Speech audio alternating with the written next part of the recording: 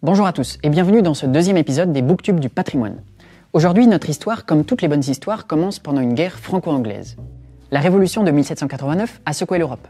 La guillotine a délogé la tête du bon roi Louis XVI et la monarchie anglaise l'a mal pris. Dans cette guerre, il faut affaiblir la puissance commerciale de l'Angleterre et donc le jeune général Bonaparte est envoyé en Égypte pour contrôler la route des Indes. Mais comme il veut ajouter l'utile à l'agréable et surtout se faire un nom, il décide de se faire accompagner par des savants, des artistes et des ingénieurs à la découverte de l'Égypte dont les Européens savent encore peu de choses. Ce sera une guerre humaniste, comme on dit. Générique. Que pensez-vous du livre de poche? Beaucoup de mal. Pourquoi? Parce que ça a fait lire un tas de gens qui n'avaient pas besoin de lire finalement. Et d'un seul coup, ils se sont retrouvés avec Sartre dans les mains. Bonaparte est un grand stratège, il prend donc rapidement le contrôle de l'Égypte. Mais la flotte anglaise, qui le poursuit depuis quelques temps, découvre les bateaux dans la baie d'Aboukir et les coule presque tous. Les Français sont donc pris au piège de leur conquête. Est-ce que pour autant tout est perdu? Oui. Militairement, cette expédition d'Égypte est un échec. En 1801, Bonaparte étant rentré en France en secret, les soldats capitulent. Mais le temps qu'ont passé les savants à se documenter sur le pays n'est pas perdu. Parmi les fabuleuses découvertes qu'ils font, un officier tombe sur une vieille stèle à moitié cassée. C'est la pierre de Rosette. Car la ville où elle est exhumée s'appelle Rosette, ou Rachide selon votre langue. Ceci est un fac-similé. Plus petit. Sur la pierre de Rosette, il y a 3 écritures gravées. Des hiéroglyphes, qu'on ne sait pas lire, une écriture égyptienne inconnue et du grec ancien.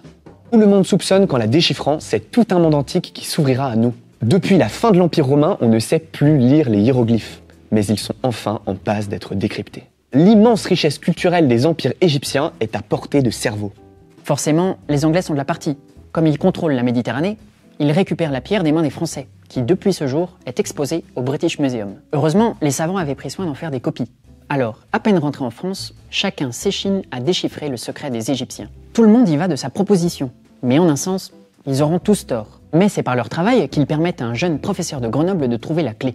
En 1822, Jean-François Champollion déclare avoir déchiffré la pierre de Rosette. Et qu'est-ce qu'on y lit? Que le pharaon Ptolémée V, qui vit en 196 avant Jésus-Christ, doit être honoré comme un dieu. Capiche Cédric? Comment a-t-il fait? Il a tout lu.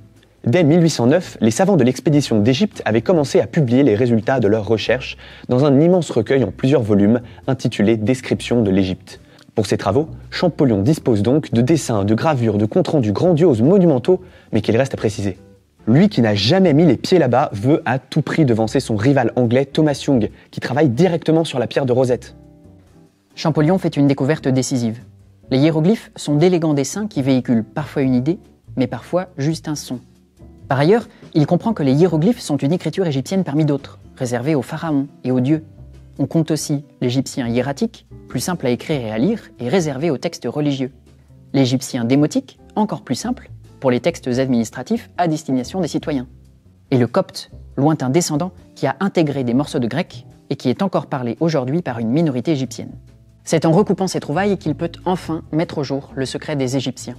Cette enquête a donc rassemblé les plus grands esprits de l'Europe pendant plus de 20 ans, et elle fonde ce qu'on connaît aujourd'hui sous le nom d'égyptologie. Tous ces documents sont accessibles à la bibliothèque d'études et du patrimoine de Grenoble.